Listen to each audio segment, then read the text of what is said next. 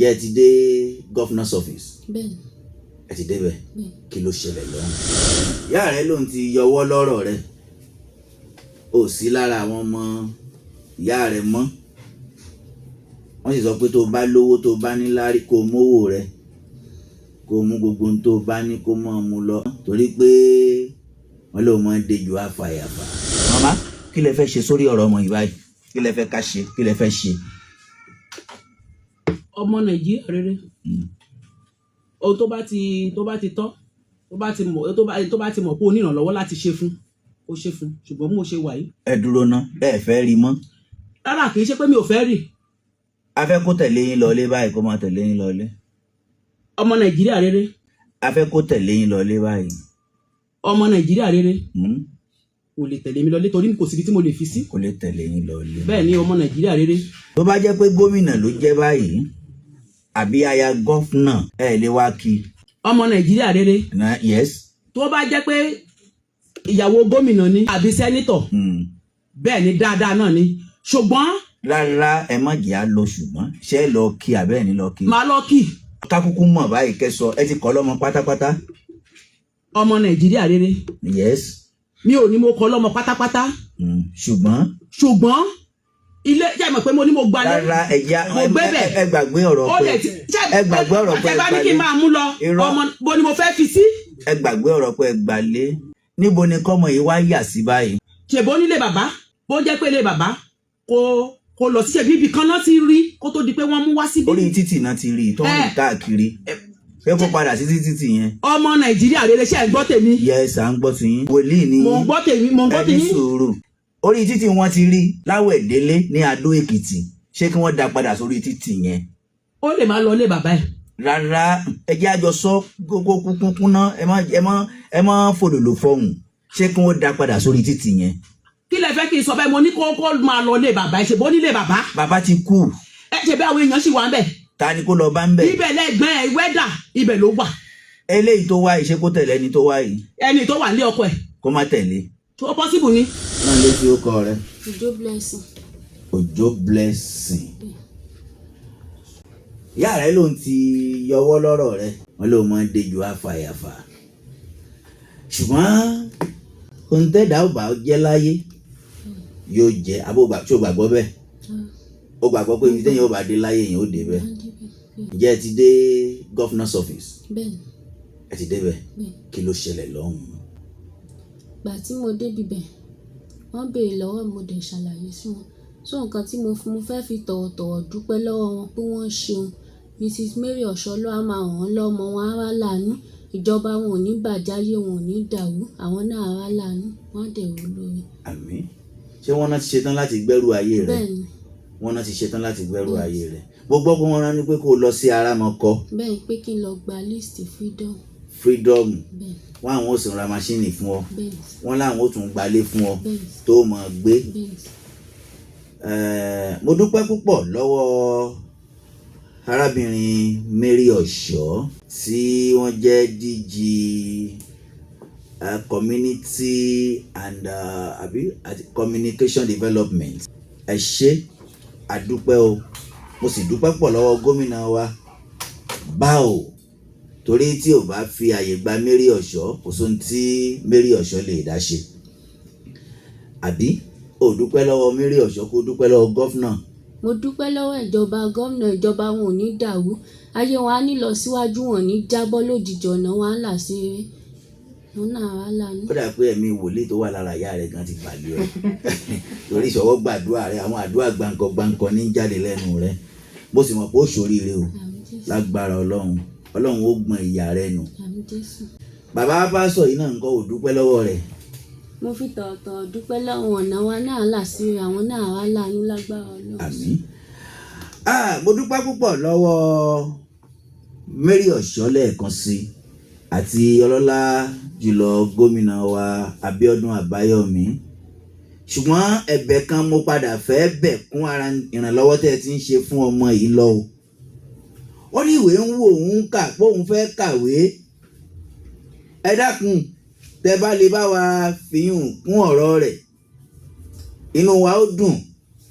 Ó lóun fẹ́ kàwé pé ìwé ń wo òun kà, àbí bẹ́ẹ̀ kí ló wá dé tó sọ wájú wọn? mo sọ fún wọn. ó ti sọ fún wọn, wọ́n ti gbọ́. ẹ dákun nílé ìjọba, ẹ má gbàgbé, ẹ dákun torí Ọlọ́run, ẹ ṣe fún ohun tẹ́ ẹ ti ṣe. A sì dúpẹ́ fún èyí tẹ́ ẹ ń ṣe lọ́wọ́lọ́wọ́, a dúpẹ́ fún èyí tẹ́ ẹ ṣe. Wọ́n ní wọ́n gbalé fún, wọ́n ṣe fírídọ́ọ̀mù fún, gbogbo irinṣẹ́ rẹ̀ wọ́n rà á.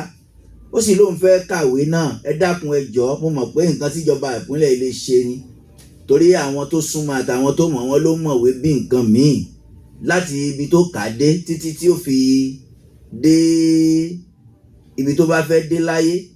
Ẹ dákun ẹ jọ̀ọ́, mo bẹ̀ yín lé ìjọba, ẹ jọ̀ọ́ ẹ bá wa fi yín kún ara àwọn àlàkalẹ̀ yín lórí ayé rẹ̀. Bó bá sì ṣe ń lọ náà, a máa sọ fún gbogbo ayé gbà, ẹ ti ṣe báyìí o, ó ti ṣe fírídọ́ọ̀mù yẹn o, ó ti kó wọlé rẹ o, ó ti bẹ̀rẹ̀ iléèwé o, ó ti gba ṣọ́ọ̀bù síbi báyìí o. Gbogbo ẹ̀ náà la máa sọ, àtọjú àti mú. Mo mọ̀ pé kò ju ohun tí ìjọba lè gbé sáré lọ. Ọlọ́run ó jẹ́ kó ṣoríire lójú ìyá rẹ yẹn, ó ṣoríire, ó tún fún ìyá rẹ jẹ ń bẹ́ẹ̀. Ó sì yọ báyìí, ó fún ìyá, mọ̀ ṣe pé fún ìyá rẹ o, mọ̀ bá ìyá rẹ jà o. Ọlọ́kọ̀ tó wà ọ wá sáyé ni, tó bá tún dáa fún ọ, mọ̀ gbàgbé ìyá rẹ náà. Ọjọ́ tó bá jẹ ṣẹ́kù, rántí rẹ̀. Ó ti yọ báyìí, bí Ọlọ́run ti kọrin àjò tiẹ̀ pé yóò ṣe rí nìyẹn. Mọ̀ ṣe pé má tara ìyá rẹ kọsẹ̀. Ó ti yọ, àwọn ló kọ̀ ọ́ lọ́mọ, mọ̀ kọ̀ wọ́n níyà. Tó bá dáa fún ọ, rántí wọn. Kó rántí oṣù 9 tó lò nú oyún. Ọlọ́run wà pẹ̀lú rẹ. ǹjẹ́ a mọ̀ wípé ìtọ̀ ṣúgà mọ́ pa èèyàn bá àbá tètè mójútó? ǹjẹ́ a mọ̀ wípé àtúnṣe wà fún nǹkan ọmọkùnrin tí ó bá kéré ju ọjọ́ orí lọ? bí a bá ń sọ̀rọ̀ nípa àìsàn kíndìnrín, kí lóhun tó ń ṣokùnfà rẹ̀, kí lóhun tá a mọ̀ ṣe àmójútó tá a fi dènà rẹ̀, kí wá ní ọ̀nà àbáyọ tí bá ń ṣe ni. kí ló ń fa ìtọ̀ ṣúgà? Lifestyle, nǹkan tá à ń jẹ. Ẹlẹ́ẹ̀kejì tó tún ń fa ìtọ̀ ṣúgà ní age, ọjọ́ orí. Ṣùgbọ́n èèyàn lè lo 80-90 years láyé kó má nítọ̀ ṣúgà tó bá mọ bó ṣe lè manage dáadáa. How? Látàrí nǹkan téèyàn ó máa jẹ, nǹkan jíjẹ yín. Alákọ̀ọ́kọ́, aago mélòó lẹ̀ ń jẹun láàárọ̀? Kí lẹ̀ ń jẹ? Ẹlẹ́ẹ̀kejì, aago mélòó lẹ̀ ń jẹun lálẹ́? Kí lẹ̀ ń jẹ? Ẹlòmíì aago 10 alẹ́ ni ó ṣẹ̀ṣẹ̀ ní kí wọ́n lọ bóun ro fùfú àti ẹ̀fọ́, kán kó pọ̀nmọ́ lé, kán kó ẹja sí láago 10.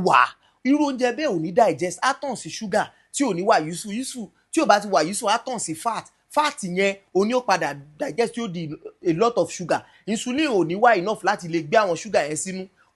Á wá di pé ó ti wá pọ̀ ju nǹkan tágbára body lè control. Wọ́n á wá máa run into your blood. Á di pé blood sugar máa high. Same thing pẹ̀lú high blood pressure. Tí ẹ bá wá ṣe test, tí test yín bá sọ pé ẹ ti ní diabetes, ẹ kàn sí iléeṣẹ́ wa. Iléeṣẹ́ The Yorùbá Remedy á ti pè é lò àwọn egbòogi ewé àtegbò tó lè ṣe ìyanjú pátápátá, total cure sí diabetes. Tó bá jẹ́ pé òun wò mí lọ́wọ́lọ́wọ́ báyìí tó dẹ̀ ní diabetes àbò ní high blood pressure, kàn sí iléeṣẹ́ The Yorùbá Remedy. Ìrọ̀rùn ti dé, o ò níṣòro. Tí ẹni pé tá a bá ti tà fún ẹ, follow instruction tá a bá give. Má ṣojú mi tó, má ṣojú mi dá. Ẹlòmíì á sọ pé kó mu 2 torí ìwọ̀n wọ́ra nǹkan tó ń ṣe, yóò lóhun sí jẹ́ mu 4 kó lè tètè ṣiṣẹ́. Irọ́, àwa la ṣe, àwa la sọ fún ẹ pé 2 ni kó o lò. Tó bá wá gbàgbọ́ nù nǹkan tá a gbé dání, 2 yẹn náà ni kó o lò, á dẹ̀ jẹ́ fún yín. Fún àwọn tí wọ́n ní kidney issues, lọ́dọ̀ tí wá ń bí, a ní nǹkan kan tá à ń pè ní traditional transplant. Ó ń ṣiṣẹ́, Ọlọ́run dẹ̀ ń bá wa ṣe. Bọ̀ báwo ló ṣe ń work, mi ò ní ṣàlàyé yẹn ń bí torí wọ́n rán mi láti ṣàlàyé ẹ̀. But tẹ́ ẹ bá reach out, á ṣàlàyé fún yín. nǹkan ọmọkùnrin tí ó kéré ju ọjọ́ orí lọ, ǹjẹ́ ó látúnṣe? Ṣé rí ìbéèrè ilé ìtẹ́ béèrè yẹn, bó tiẹ̀ jẹ́ pé ọ̀pọ̀lọpọ̀ ò ní gbàgbọ́ nínú ẹ̀. Mò ń sọ fún ìgbà tuntun pé solution wà. Now, ẹlòmíì ní okó tó kéré kò dẹ̀ wish láti jẹ́ kó tóbi toró láìkí ẹ̀ bó ṣe wà. Bọ̀ ṣe rí fáwọn tó wá ní tí ò wá tẹ́ wọn lọ́rùn bẹ́ẹ̀, ẹ bá mi sọ fún wọn lónìí. Mò ń gbàlàyé. Solution ti wà. Mi ò mú wá bí lónìí, but product yẹn wà. Igi báyìí ni. Ṣé rí igi yẹn, ó wá pẹ̀lú product kan. Tẹ́ bá ti kí igi yẹn bọ́nu product yẹn báyìí, ẹ fi ròpọ̀, ẹ la bí ìgbà tọmọdé bá ń la sweet. Ó ní iye ọjọ́ tẹ́ fi máa la pẹ̀lú àwọn other components, other things. Gbogbo àwọn nǹkan tó kù tán jọ máa wá papọ̀. Òun náà lẹ́jọ́ máa àfún yín ní instruction bẹ́ẹ̀ ṣe máa lò. Tẹ́ ẹ bá ti ń lò bá ṣe sọ pé kẹ́ ẹ lò, sáìsì tó bá wù yín tẹ́ ẹ fẹ́, òun lẹ máa get. Téèyàn bá lóko tó wà ní 5 inches tó jẹ́ pé tó bá gbéra tán yóò bọ̀ sí 5, ẹ ti wà okay. curiosity ni obìnrin tó bá jẹ 12 lónìí kò ní padà wá next week kò ní wá gbogbo tissue yẹn ló máa tiẹ̀ gbogbo tissue yẹn ló máa tiẹ̀ enjoyment tó wá sọ pé òun wá dà nínú pé wọ́n bẹ̀ sùn gbogbo tissue ovary vagina ó wá tiẹ̀ enjoyment wo ló wà ń bẹ̀ wá cut up and down kò sí enjoyment ń bẹ̀ so 8 9 ẹ ti wà okay so kẹ́nìbọ̀dì má pè mí mọ́ kó lóun wá size 12 ọ̀sùnmọ́rán ti máa nǹkan tó ń pè mí tán láwọn wá size 12 nígbà tó padà lo product yẹn 9 náà rí wọ́n wá pè mí wọ́n ní kò tó 12 9 làwọn rí mo 9 ti tó yín ṣé n tẹ́yìn gbé sábẹ́ rí lábẹ́ yín yẹn sì kò tí ì tó ọmọkọ́mọ tẹ bá lè fi nà tí ò pariwo ẹ padà wá sọ fún mi màá fún yín lówó yín padà so ẹ reach out sí wa ó wọ́n o kì í ṣe owó àkàrà àtẹ̀kọ́ o kéèyàn tó pè mí o kì í ṣe 20,000 là ń ta o torí gbà yẹn lẹ máa pè tẹ́ ó tiẹ̀ wá wọ́n tó bẹ́ẹ̀ òun wọn tó bẹ́ẹ̀ o ẹni tó bá mọ̀ pàgbára òun ò gbé tọ̀dọ̀ wa kó lọ ṣe surgery 3.5 million tó kó bá dẹ̀ kéré kó ṣiṣẹ́ dáadáa kó lè pọ̀npọ̀npọ̀n kó lè lo ẹ̀mẹ́ta ẹ̀mẹ́rin lẹ́lòmíì ń wá fine but ẹlòmíì fẹ́ kí tòun tóbi torí pé mo rú ìyàwó tó fẹ́ and there is no crime judge irú èèyàn bẹ́ẹ̀ tí ẹ bá wá ní ìdí ẹ̀ ẹ rà kan ẹ rà fáwọn ọ̀rẹ́ yín náà ìwọ obìnrin ìwọ náà lè rà fọ́kọ ẹ ó máa ń jẹ́ kínú ọkùnrin dùn pé ìyàwó mi ò fẹ́ lọ cheat ó dẹ̀ ra nǹkan tí màá fi jẹ́ strong man fóun ó rà wá fún mi àwọn nọ́mbà tẹ máa pè náà nìyẹn lójú screen ní 090 71 45 9342 090 71 45 9342 tó bá ti bá a sọ̀rọ̀ lórí WhatsApp ọwọ́ kan la máa dá yín lóhùn àádẹ́ attend sí yín àádẹ́ kò dẹ̀ síbi tá a lè send ẹ̀ sí anywhere across Nigeria anywhere across the world kò síbi tẹ́ ẹ wà nínú ayé yìí tí a lè send ẹ̀ sí àfi ibi tí DHL ò bá kí ń dé tàbí UPS tàbí FedEx òun nìkan là lè send ẹ̀ sí ibi táwọn logistic companies mẹ́tẹ̀ẹ̀ta tí mo dárúkọ ẹ bá máa ń dé ẹ fọkàn balẹ̀ yóò dọ̀dọ̀ yín tí ní kẹ́ ẹ fowó ránṣẹ́ ká bá yín ṣe ká dẹ̀ send ẹ̀ sí.